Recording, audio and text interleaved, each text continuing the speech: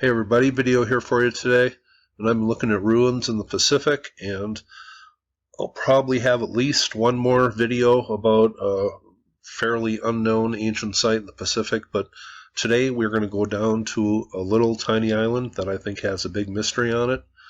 And I have talked about Micronesia before. This is Nan Madol right out here on Ponape, but today we are going to go down to the tiny island of Palau. And I've just been fascinated reading the history about this place. And there are a few different periods of history that when you look at videos on this place, it goes over. There was World War II planes found off the coast here by divers, and I guess quite a battle was fought here in World War II. And there are Japanese gun mounts and other things located on the islands under the jungle canopy. But certain U.S. veterans called this little island a little corner of hell. There has been some news documentaries done with divers on what they have found off the shores of Palau.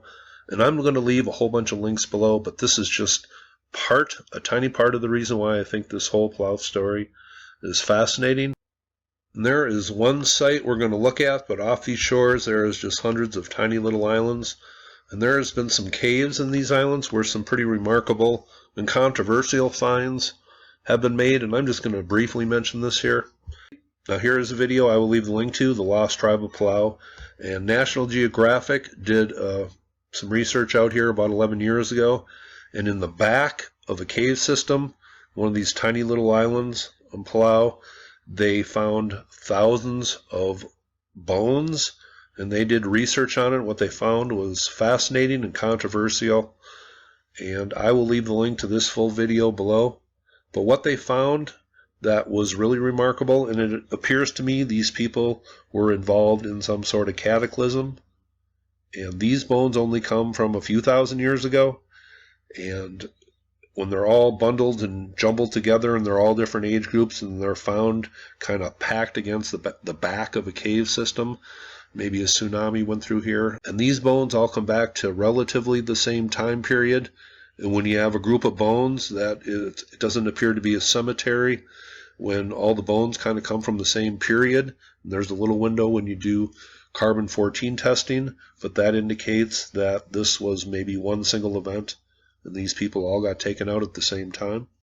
But what was really fascinating is the size of these bones, and they did research, and this is what they theorized the height of these people were, just barely over a meter tall, and this is the average height of a human, I think 1.7 meters tall. But here is what they found, and I found that fascinating. Now this is where it gets very confusing being a researcher. Now some people tried to tie the findings on Palau made by National Geographic to this story some years ago on the tiny people that were found in Indonesia. I believe Flores was that location, and I haven't really read too much on that lately, but that was controversial. Some people said that there was just a malady inflicting this one skeleton that they were studying. Other people say no, this is the way the people were.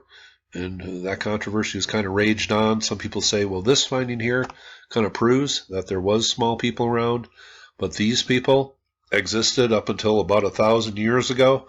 So I really didn't know what was going on here. Now here is one current paper. It says the University of Oregon archaeologists cast doubt on a controversial hobbit theory. And it says, published last week in an international journal, Antiquity, the University of Oregon study provides evidence concerning the earliest peoples of Palau and disproves claims of an ancient dwarf population inhabiting the archipelago. Palau is an island nation in the western Pacific Ocean, authored by University of Oregon archaeology professor Scott Fitzpatrick and graduate students Jessica Stone and Matthew Napolitano. The study takes issue with earlier research conducted by paleontologist Lee Berger in Palau's Northern Rock Islands. In a 2008 paper, Berger claimed to have uncovered remains of small-bodied humans at 2 Palauan burial sites, suggesting that the remains pointed to insular dwarfism, a phenomenon in which body size decreases over generations in island-dwelling or otherwise isolated populations. But they did a little study in the same place, and it says, moreover, among the 200 mineralized human bone fragments uncovered during their excavation, the authors found no pathological patterns indicating dwarfism and no evidence of a small body size. In terms of size and incidence of pathology, the bones fall definitely within the range of what we see elsewhere in Palau. But this Fitzpatrick guy attacks the island dwarfism, and it says it results from a variety of factors, including isolation from other populations and limited food resources. But this Fitzpatrick says that they had plenty of food. Their food source seemed to be rich, and they certainly weren't malnourished, so he kind of criticizes the island dwarfism theory, but he says they are normal-sized people. Well, how can you have such a discrepancy? One study says these people were only a meter high. Other says they were normal size. Well, how can you have like a 24-inch discrepancy in your findings between one person from the University of Oregon and these other people? I can't remember what university they are from, but they led that National Geographic study. It's pretty confusing to me how you can have such a large discrepancy. That's just pretty weird. At the very tip of Palau, there is a set of stone monoliths here. Actually, there's, I think, about 37 that are still existing today. And there was as many as 50-something, I believe, originally. But I will leave links below. But there is a part here that is opened up, and a little park here where you can go visit these. But here is the park where they are located. And the jungle is covering up stone monoliths, but here are the ones that are at least known, and you can visit today. Well, let's go down and take a look at them. Now this is Travel Unlimited, and it says Palau, the Badrukal stone monoliths. It says the basaltic monoliths in the north of Palau are often referred to as the Easter Island of Micronesia. It's a rather small and not a very impressive site, but with huge historical significance pointing to an ancient civilization on the island. And I think this site is pretty impressive, and maybe when you just compare it to the huge moai of Easter Island, but here are some of the monoliths, and it looks like there's holes in some, and some on this island do have faces, and I will show you a few of those in a second here. But this is a shot of the park here that at least you can wander into and visit this site, but how much of this is still buried below the ground? That's one thing I wonder. That's one thing we've seen on Easter Island. The purpose of these, really unknown. There's just some vague general theories based on modern thinking. But the true purpose of these, who put these in here? Well, that is all up for speculation. I guess some fruit here, but a location here at the northern tip.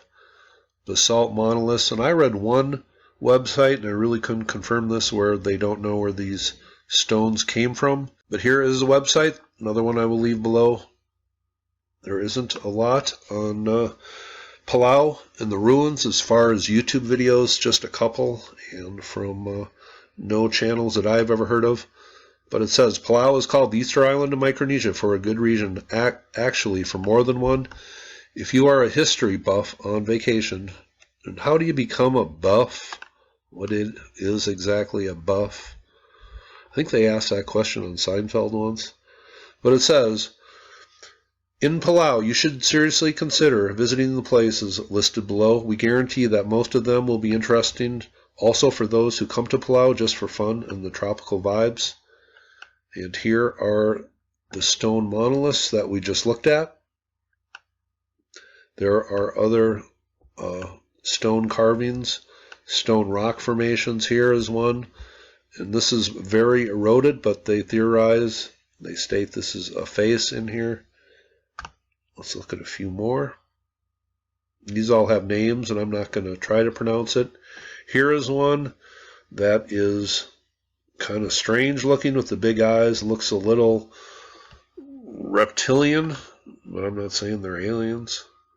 Here is, I think this is the men's lodge. And actually one theory about those basalt monoliths is in ancient times they held up a men's lodge, a meeting place. mother and child stone. This is a stone coming from Palau that looks a lot like the stones, the moai we see on Easter Island.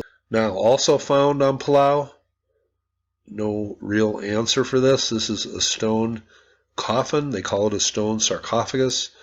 And this was taken to a museum to be studied and then brought back to its original location where it was found.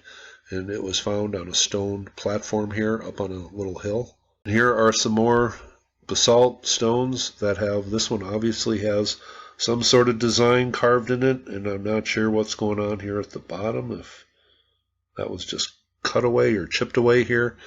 You see what looks like maybe one of those stone coffins without a lid. I'm not sure what we are looking at, but I will leave this link below if you want to look further into this. But there are a lot of strange things on Palau, and this might be the strangest. These are made of a quartzite rock found in the limestone caves. The story of these large circular stones with the holes cut in the middle, they were used by the Yapese people. They would make a 400-kilometer ocean voyage to Palau. They would find certain areas in the limestone caves and carve these huge circular stones out. And this is what they used as a monetary system on their island, pretty far away. But in simple terms, this Yap money, and there are small ones too, tiny ones, but the Yap money is based on the adventure that was put into gathering these. That is really how the amount of these, as far as their worth, is based on. If maybe 5 or 6 people got killed in this voyage, then they are worth more than if only one or nobody died. And that is one of the stranger stories. And huge stone monies, these are called. Here's more of that Yap money. Biggest coins I have ever seen, but they are also called Rai stones. R-A-I, Raya stones. And on this website, here you see a huge, massive one. And here you see how they transport them on poles, different sizes. It says, the intrinsic or perceived value of the Pacific stone is based not only on its size and craftsmanship, but also on its history. If many people or no one at all died when a specific stone was transported, or a famous sailor brought it in, the value of that Rai stone or Ray stone increases by reason of its anecdotal heft. The physical location of the stone may not matter, though the ownership of a particular stone changes. The stone itself is rarely moved due to its weight and risk of damage. The names of the previous owners are passed down to the new one. In one instance, a large ray being transported by canoe and outrigger was accidentally dropped and sank to the seafloor. Although it was never seen again, everyone agreed that the ray must still be there, so it continued to be transacted as genuine currency. So this is very interesting.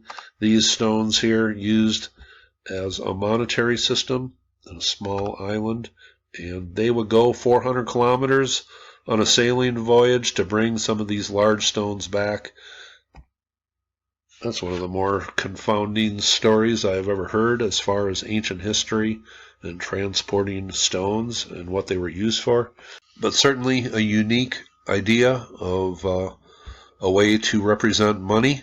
Here is one old pick, and I guess the super old ones are made a little different, and they're not positive if originally that they were used for money.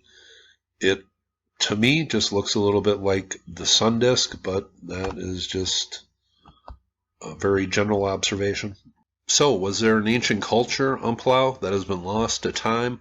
Well, to me, that certainly seems to be the story in this area, and I invite you people who like to use Google Earth just to search around this island. There are ruins, there are terraces that are noticeable. They're kind of subtle on Google Earth here, but let me just show you some pics. And this is really remarkable. We have a vast amount of work that was put into earthworks and pyramid-like structures, and let me just show you some pics here. But when I went for search of ancient ruins, I was shocked.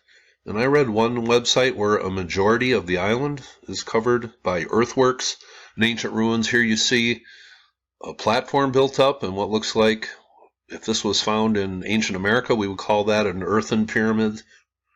but the ruins of Palau are vast, and a lot of them are covered up. But here, this is a pic from 1947 when an area was not really covered up by jungle canopy. This almost looks like a LiDAR image, but here you can see the terracing.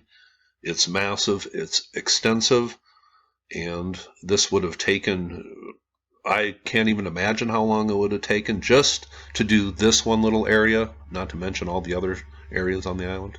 Here is a more modern pic of the terracing, and this is a place that I would love to explore because I think answers here are not yet found. Here is another old pic at the terracing, and how much of this is reworked slopes of the island, and what was the purpose of these? Was it a fortification? Were they planting stuff up here? Now here is a look. You see how it's been covered up, but not totally, and it doesn't seem like trees are growing here. Here is a pyramid-like structure, massive wall just off of it.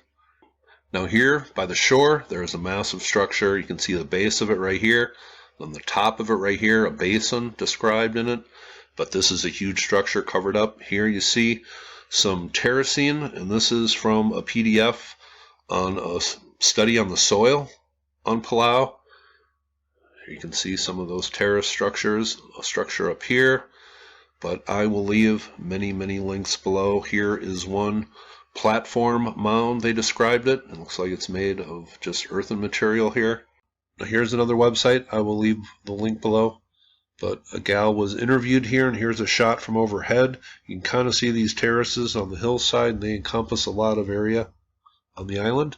It says, "There is no Palauan tradition regarding the origin of these terraces," Kathy states. "They were fortifications, but they are fortifications and part of a settlement in an agricultural system that they brought in, which is very similar to what you see in Malaysia, in the Philippines, in Indonesia. Some of the terraces were homes of the gods who lived there. In Palauan history, there was an era of half-god, half-humans, and they were occupying those terraces.